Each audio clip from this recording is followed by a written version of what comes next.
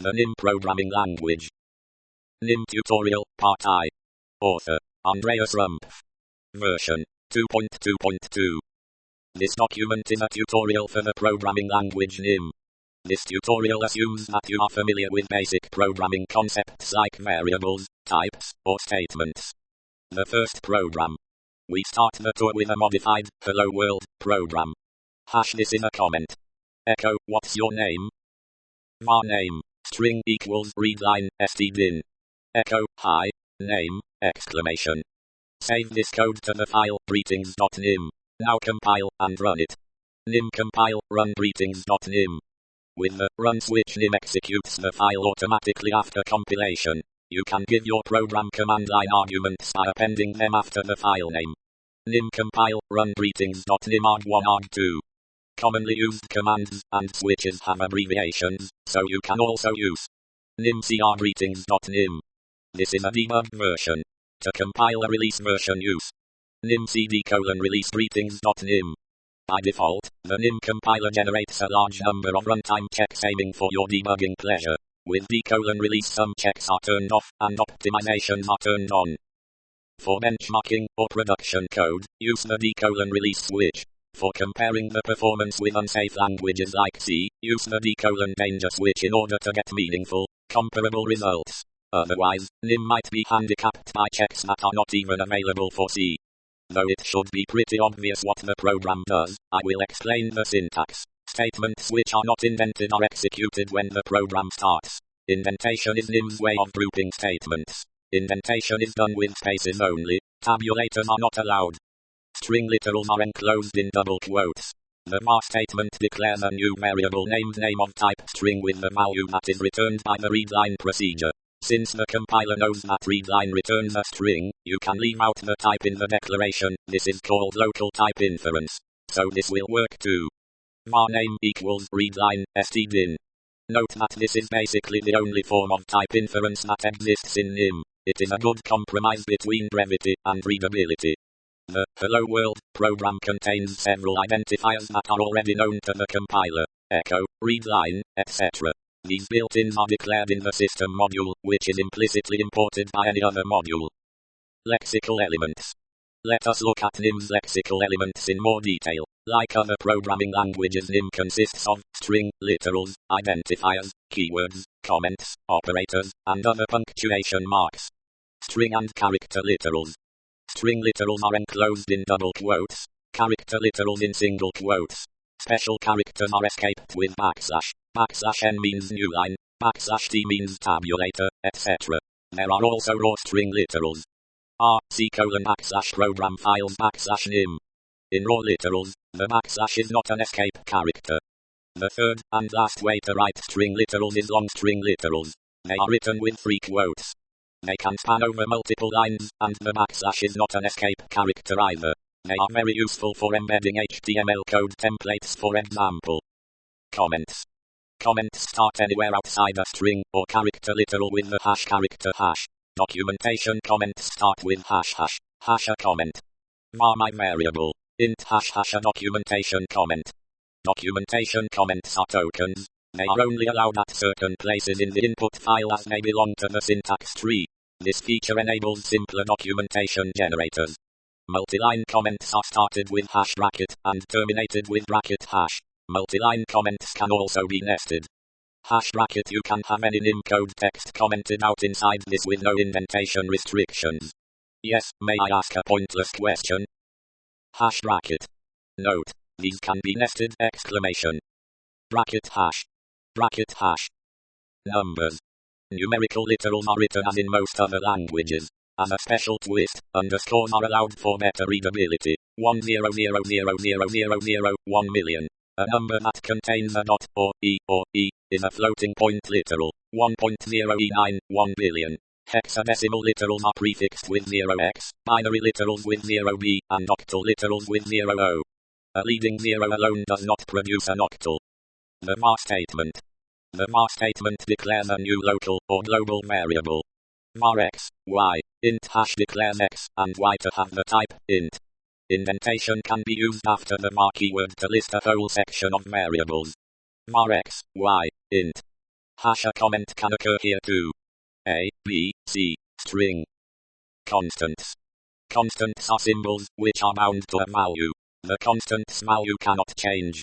The compiler must be able to evaluate the expression in a constant declaration at compile time. Const x equals ABC, hash the constant x contains the string ABC. Indentation can be used after the const keyword to list a whole section of constants. Const x equals 1. Hash a comment can occur here too. Y equals 2. Z equals Y plus 5 hash computations are possible. The let statement. The let statement works like the var statement, but the declared symbols are single assignment variables. After the initialization their value cannot change. Let x equals ABC, hash introduces a new variable, x, and binds a value to it. X equals size, hash illegal, assignment to x. The difference between let and const is, let introduces a variable that cannot be reassigned, const means enforce compile time evaluation, and put it into a data section. Const input equals readline, stdin, hash error. Constant expression expected. Let input equals readline, stdin, hash works. The assignment statement. The assignment statement assigns a new value to a variable, or more generally to a storage location. Var x equals ABC, hash introduces a new variable, x, and assigns a value to it. X equals size, hash assigns a new value to x. Equals is the assignment operator. The assignment operator can be overloaded. You can declare multiple variables with a single assignment statement, and all the variables will have the same value. Var x, y equals 3 hash assigns 3 to the variables x and y. Echo x, x hash outputs x3. Echo y, y hash outputs y3. X equals 42 hash changes x to 42 without changing y. Echo x, x hash outputs x42. Echo y, y hash outputs y3. Control flow statements. The greetings program consists of 3 statements that are executed sequentially. Only the most primitive programs can get away with that. Branching and looping are needed too. If statement. The if statement is one way to branch the control flow. Let name equals readline, stdin. If name equals echo, poor soul, you lost your name. If name equals name. Echo, very funny, your name is name. Else. Echo, hi, name, exclamation. There can be 0 or more elif parts, and the else part is optional. The keyword elif is short for else if, and is useful to avoid excessive indentation. The is the empty string. It contains no characters. Case statement. Another way to branch is provided by the case statement. A case statement allows for multiple branches. Let name equals readline, stdin, case name of. Echo, poor soul, you lost your name. Of name. Echo, very funny, your name is name. Of Dave, Frank. Echo, cool name. Else. Echo, hi, name, exclamation. As it can be seen, for an off-branch a comma-separated list of values is also allowed. The case statement can deal with integers, other ordinal types, and strings. What an ordinal type is will be explained soon. For integers or other ordinal types value ranges are also possible. Hash this statement will be explained later. From std/strutils import parseInt. Echo a number please. Let n equals parseInt readline stdin. Case n of 0.2, 4.7. Echo the number is in the set. 0, 1, 2, 4, 5, 6, 7. Of 3, 8. Echo the number is 3 or 8. However, the above code does not compile. The reason is that you have to cover every value that n may contain, but the code only handles the values 0.8. Since it is not very practical to list every other possible integer, though it is possible thanks to the range notation, we fix this by telling the compiler that for every other value nothing should be done. Case n of 0.2, 4.7. Echo, the number is in the set. 0, 1, 2, 4, 5, 6, 7. Of 3, 8. Echo, the number is 3 or 8. Else. Discard. The empty discard statement is a do-nothing statement. The compiler knows that a case statement with an else part cannot fail, and thus the error disappears. Note that it is impossible to cover all possible string values. That is why string cases always need an else branch. In general, the case statement is used for subrange types or enumerations where it is of great help that the compiler checks that you covered any possible value. While statement. The while statement is a simple looping construct. Echo, what's your name? Var name equals readline stdin. While name equals. Echo, please tell me your name. Name equals readline stdin hash no var, because we do not declare a new variable here. The example uses a while loop to keep asking the users for their name, as long as the user types in nothing, only presses return. For statement. The for statement is a construct to loop over any element an iterator provides. The example uses the built-in countup iterator. Echo, counting to 10. For I in countup, 1, 10, echo I. Hash, outputs 1, 2, 3, 4, 5, 6, 7, 8, 9, 10 on different lines. The variable I is implicitly declared by the for loop, and has the type int, because that is what countup returns.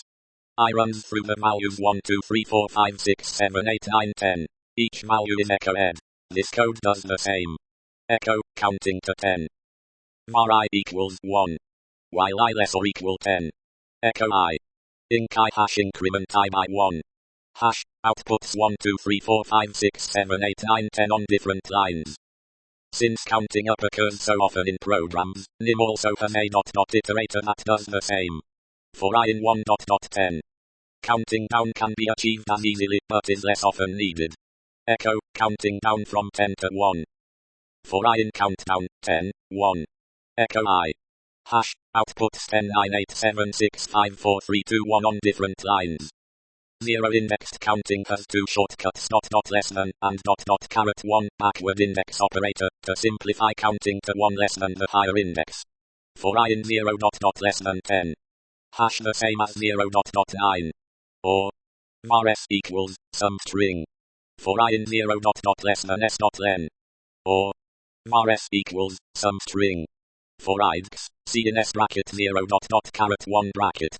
Hash caret 1 is the last element. Caret 2 would be 1 before it, and so on. Other useful iterators for collections, like arrays and sequences, are items and mitems, which provides immutable and mutable elements respectively, and pairs and mpairs, which provides the element and an index number, immutable and mutable respectively. For index, item in a, b dot, pairs. Echo item, at index, Hash equals, at index 0. Hash equals, b at index 1. Scopes and the block statement. Control flow statements have a feature not covered yet. They open a new scope. This means that in the following example, x is not accessible outside the loop. While false. Var x equals, high.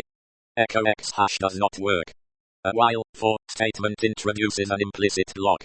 Identifiers are only visible within the block they have been declared. The block statement can be used to open a new block explicitly. Block midblock. Var x equals, high. Echo x hash does not work either. The block's label, midblock in the example, is optional. Break statement. A block can be left prematurely with a break statement. The break statement can leave a while, for, or a block statement. It leaves the innermost construct, unless a label of a block is given. Block midblock.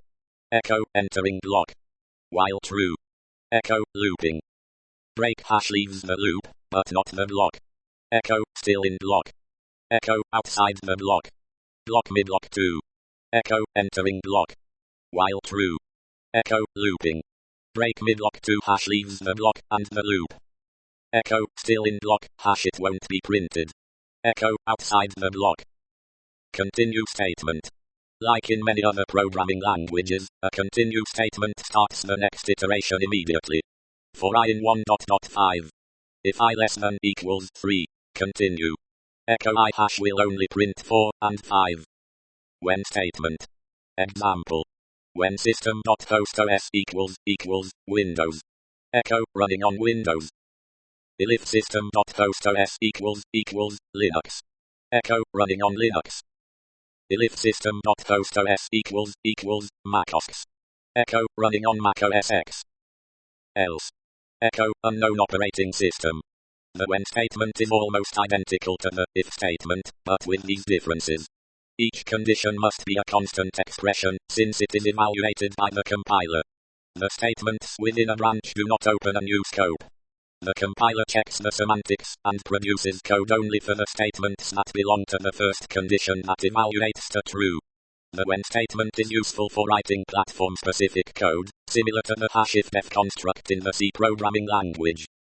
Statements and indentation. Now that we covered the basic control flow statements, let's return to NIM indentation rules. In NIM, there is a distinction between simple statements and complex statements. Simple statements cannot contain other statements. Assignment, procedure calls, or the return statement are all simple statements. Complex statements like if, when, for, while can contain other statements. To avoid ambiguities, complex statements must always be indented, but single simple statements do not. No indentation needed for single assignment statement. If x equals false. Indentation needed for nested if statement. If y equals false. Else y equals true. Indentation needed, because two statements follow the condition. If x equals false. Y equals false. Expressions are parts of a statement that usually result in a value. The condition in an if statement is an example of an expression. Expressions can contain indentation at certain places for better readability. If this is a long condition, and this is another long condition, 1, 2, 3, 4. X equals true. As a rule of thumb, indentation within expressions is allowed after operators, an open parenthesis, and after commas. With parenthesis and semicolons you can use statements where only an expression is allowed. Computes fac4 at compile time. Const fac4 equals var x equals 1, for I in 1.4, x asterisk equals I, x. Procedures. To define new commands like echo and readline in the examples, the concept of a procedure is needed. You might be used to them being called methods or functions in other languages, but NIM differentiates these concepts. In NIM, new procedures are defined with the proc keyword. Proc yes, question, string, bool equals. Echo question, y/n. While true. Case readline, stdin. Of y, yes, return true. Of n, no, return false. Else, echo, please be clear, yes or no. If yes, should I delete all your important files? Echo, I'm sorry Dave, I'm afraid I can't do that. Else. Echo, I think you know what the problem is just as well as I do. This example shows a procedure named yes that asks the user a question and returns true if they answered yes, or something similar, and returns false if they answered no, or something similar. A return statement leaves the procedure and therefore the while loop immediately. The question string bool syntax describes that the procedure expects a parameter named question of type string and returns a value of type bool. The bool type is built in. The only valid values for bool are true and false.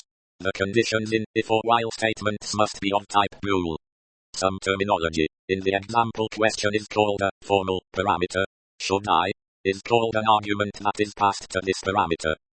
Result variable. A procedure that returns a value has an implicit result variable declared that represents the return value. A return statement with no expression is shorthand for return result. The result value is always returned automatically at the end of a procedure if there is no return statement at the exit. Proc sum till negative x. Varargs int equals. For I in x. If I 0. Return.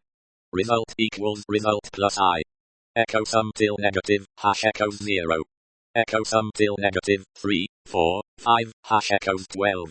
Echo sum till negative 3, 4, minus 1, 6 echoes 7. The result variable is already implicitly declared at the start of the function, so declaring it again with var result, for example, would shadow it with a normal variable of the same name. The result variable is also already initialized with the type's default value. Note that referential data types will be nil at the start of the procedure, and thus may require manual initialization. A procedure that does not have any return statement, and does not use the special result variable returns the value of its last expression. For example, this procedure.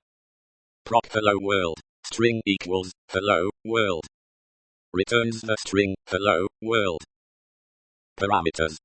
Parameters are immutable in the procedure body. By default, their value cannot be changed, because this allows the compiler to implement parameter passing in the most efficient way. If a mutable variable is needed inside the procedure, it has to be declared with var in the procedure body. Shadowing the parameter name is possible, and actually an idiom. Proc print sec s sec n printed int equals -1 equals var n printed equals if n printed equals -1 s dot len else min n printed s dot len for I in 0 dot less than n printed echo s I. If the procedure needs to modify the argument for the caller, a var parameter can be used. Proc div mod a b int res remainder var int equals res equals a div b hash integer division. Remainder equals a mod b hash integer modulo operation. Var x y int div mod 8 5 x y hash modifies x and y. Echo x echo y. In the example, res and remainder are var parameters. Var parameters can be modified by the procedure, and the changes are visible to the caller. Note that the above example would better make use of a tuple as a return value, instead of using var parameters. Discard statement. To call a procedure that returns a value just for its side effects, and ignoring its return value, a discard statement must be used. NIM does not allow silently throwing away a return value. Discard yes. May I ask a pointless question? The return value can be ignored implicitly if the called proc/iterator has been declared with the discardable pragma. Proc p x y int dot discardable equals return x plus y. p3 4 hash now valid. Named arguments. Often a procedure has many parameters, and it is not clear in which order the parameters appear. This is especially true for procedures that construct a complex data type. Therefore, the arguments to a procedure can be named, so that it is clear which argument belongs to which parameter. Proc create window x, y, width, height, int, title, string, show, bool, window equals var w equals create window, show equals true, title equals my application, x equals 0, y equals 0, height equals 600, width equals 800. Now that we use named arguments to call create window, the argument order does not matter anymore. Mixing named arguments with ordered arguments is also possible, but not very readable. Var w equals create window 0, 0, title equals my application, height equals 600, width equals 800, true. The compiler checks that each parameter receives exactly one argument. Default values. To make the create window proc easier to use, it should provide default values. These are values that are used as arguments if the caller does not specify them. Proc create window x equals 0, y equals 0, width equals 500, height equals 700, title equals unknown, show equals true, window equals var w equals create window, title equals my application, height equals 600, width equals 800. Now the call to create window only needs to set the values that differ from the defaults. Note that type inference works for parameters with default values. There is no need to write title, string equals unknown, for example. Overloaded procedures.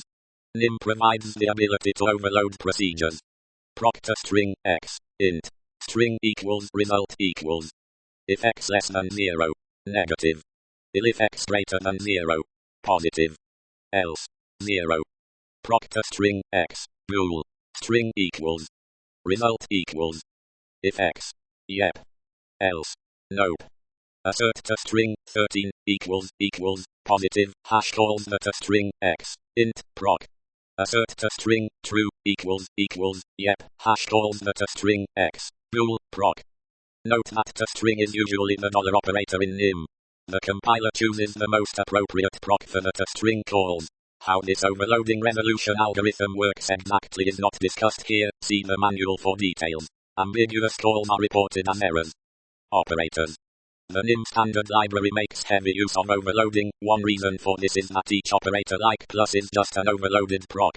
The parser lets you use operators in infix notation a plus b, or prefix notation plus a. An infix operator always receives 2 arguments, a prefix operator always 1. Postfix operators are not possible, because this would be ambiguous. Does a at b mean a at b, or a at b? It always means A at B, because there are no postfix operators in NIM. Apart from a few built-in keyword operators, such as and, or, not, operators always consist of these characters: plus, minus, asterisk, backslash, slash, less than, greater than, equals, at, dollar, tilde, and percent, exclamation mark, question mark, caret, dot, vertical bar. User-defined operators are allowed. Nothing stops you from defining your own at and what plus wave operator, but doing so may reduce readability. The operator's precedence is determined by its first character. The details can be found in the manual. To define a new operator, enclose the operator in backticks. Proc backtick $backtick x. My data type. String equals. Hash. Now the dollar operator also works with my data type. Overloading resolution ensures that dollar works for built-in types just like before.